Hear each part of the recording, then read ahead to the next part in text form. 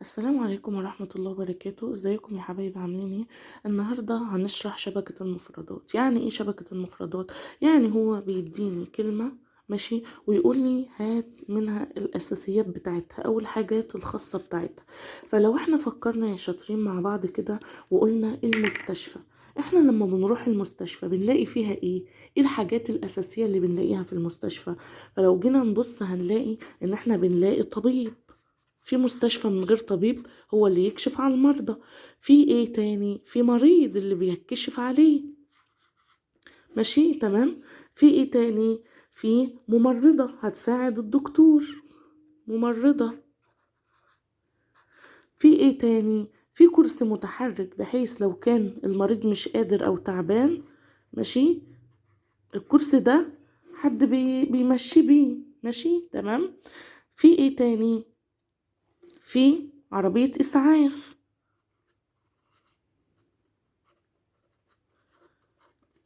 ماشي. في ايه تاني؟ يبقى تاني احنا قلنا ان المستشفى بيكون فيها اول حاجة طبيب، ماشي، بيكشف على المرضى، ماشي، وممرضة، وقلنا فيها مريض، وقلنا فيها كرسي متحرك، وقلنا فيها عربية اسعاف، وقلنا فيها ايه كمان؟ لازم بيكون فيها صيدلية، بحيث ان الدواء اللي الدكتور هيكتبه هنصرفه منين؟ هنصرفه من الصيدلية، تمام. يبقى تاني شبكة المفردات ديت ان هو بيديني كلمة، احنا بنجيب الحاجات اللي هي الاساسية بتاعتها، ماشي. يعني هو مديني مثلا المستشفى، فهنقول فيها طبيب وفيها ممرضة وفيها مريض. لازم هو المستشفى موجودة عشان مريض، الدكتور يكشف عليه، ممرضة بتساعده، بيكون فيها صيدلية للدواء اللي كاتبه الدكتور. غير كده بيكون فيها ايه؟ التطعيم، غرفة التطعيمات، تمام. غير كده بيكون فيها ايه؟ مقياس للضغط. غير كده بيكون فيها ايه؟ نفكر مع بعض. بيكون فيها ترمومتر يقيس الحرارة، تمام. فيها حاجات كتير، ماشي. طيب لو جينا نشوف هنا المدرسة، المدرسة لازم يكون فيها ايه؟ واحنا في المدرسة بنلاقي اول حاجة اساسية ايه؟ ينفع تكون المدرسة من غير مدرس؟ لا، ما ينفعش.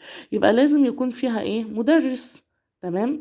يكون فيها ايه تاني؟ يكون فيها فصل، ماشي.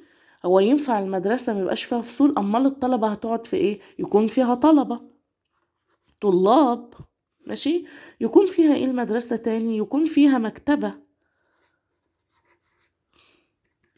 يكون فيها ايه تاني؟ يكون فيها أنشطة، تمام.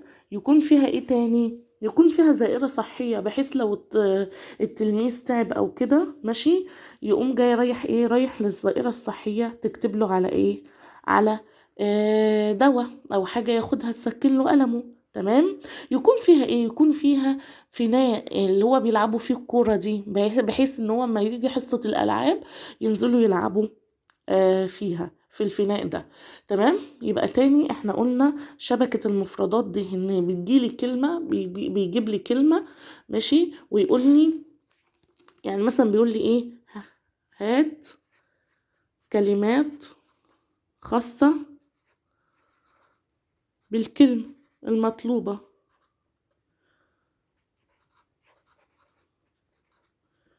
والكلمات الخاصة ديت اللي هي ايه؟ اللي هي احنا قلنا ايه عليها، تمام. يبقى تاني هو بيديني ايه؟ كلمة، ويجيب منها الايه؟ الحاجات الخاصة. وذكرنا المستشفى بيبقى فيها موجود ايه، والمدرسة بتبقى موجود فيها ايه، ماشي. يا ريت لو عجبكم الفيديو ما تنسوش تعملوا لايك واشتراك وتفعلوا زر الجرس عشان يوصلكم كل جديد. شكرا والسلام عليكم ورحمة الله وبركاته.